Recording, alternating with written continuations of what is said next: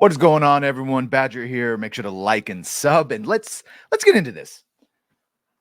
So color me confused. I am big confused because we keep hearing how this is a children's show. I mean, which it was. So they're adapting the children's show, and that's why they said they're toning down or outright removing Sokka's sexism. You know, everyone had big feelings about that, right? But they go, "Oh, it's not needed. It's a kids show."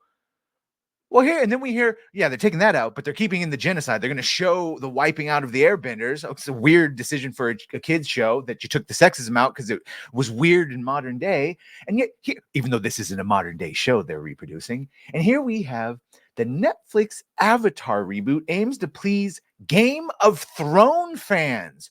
Boy, can you see how the Game of Thrones fans, who Game of Thrones notorious for its violence, its nudity, its harming women. Yeah, I can't wait to see how that translates to Game of Thrones. Here, to Avatar. Let's see. The showrunner, Albert Kim, was asked in an interview with IGN about how much the live adaptation would be changing and what elements would remain the same. Kim replied using a music analogy, stating the live action series should be seen as a remix, not a cover. The live action show will hit a lot of the same notes, but fans should not forget that there's going to be a new song. Kim stated, I've used the term that this is a remix, not a cover, and that you've got a lot of familiar notes, but you can't forget that this is supposed to be a new song. Yeah, you said it, but remixes also use the same beats. They just remix them, not throw out large parts of it. So obviously there are story points and characters that you have to do fairly faithfully from the original, but at the same time, you're literally translating something from 2D to 3D. And that meant dimensionalizing the story, taking it to new places, filling in some gaps. Okay. Even though Watchmen sort of proved you can directly translate a story from 2D to 3D and it works, but okay. Kim went on to discuss the goofy elements of the original series that were a result of it being a Nickelodeon show. It was because it was for kids and they were funny and the humor helped balance the darker moments. But again, okay. With the interviewer remarking on the possible difficulty of handling the mature and heavier subjects of the show alongside the additional goofy and cartoonish elements. Kim stated, so for us, it was about striking the right balance of making sure you were true to the DNA of the original, but at the same time, we had to make it a serialized Netflix drama, which meant it couldn't just be for kids. Wrong! That's where you're wrong, because the first one was just for kids and it appealed to everyone. The darker moments were darker, but okay, that's fine. It had to also appeal to the people who are big fans of the Game of Thrones. Wrong again. And this is the problem that Rings of Power made. This is what they try to appeal to the Game of Thrones fans, but then it's not dark enough and it shouldn't be. It's a kids show, so it's never going to be as dark enough and certainly better not be as sexual enough as a Game of Thrones violent. So I don't even know why you would make that comparison. And then all you do is you piss off the Game of Thrones fans that come in thinking they're getting something. Like, what is this? This is just because something's slightly more gritty doesn't mean it appeals to Game of Thrones fans.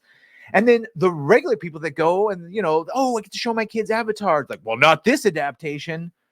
Kim's emphasized the importance of including key scenes not seen in the original, such as the genocide on the Southern Air Temple and the Agni Kai between Ozai and Zuko. And we did see the Agni Kai, but again, maybe he didn't watch all of the series. To the ground, the live action adaptation, because that gives it more context, but I don't know how that grounds it. They aim to, again, that's that thing we keep hearing. It's going to be grounded. They aimed to maintain the spirit of the original while exploring new directions, ensuring that the adaptation still felt true to the essence of Avatar. Sure. The showrunner further touched on the mature themes by stating the story itself has some mature themes throughout it. The entire show kicks off with a genocide, which you just can't wait to show, right? Again, not really typical Nickelodeon fare, right? But we were going one step further. We were actually going to show it as opposed to just talk about it in the original series. So we kind of trusted both in the performers and also in the audience. So why didn't you care? Why didn't you trust in the performers in the audience with translating Sokka's character directly? Why'd you have to tone that back while showing the other things that the show was able to do without showing? It's a very weird, I'm big confused. I'm still big confused.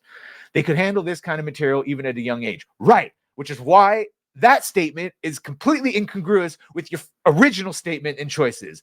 I don't know. Or again, the red flags and that weird feeling of this show keep going up and up and up. And sort of really understanding why the original co-creators bounced. It looks great. So did Halo before it came out. I don't know, man. Let me know what you think of this in the comments. Does it fill you with confidence when the same guy who says they toned down Sokka's sexism in the show because it sounded weird when you're saying it in live action is also the one amping up the violence and saying they're trying to appeal to Game of Thrones fans? I don't know. Again, let me know what you think in the comments. Like, share, subscribe. If you've done that, thank you. If you're going to do that, thank you. And well, bye.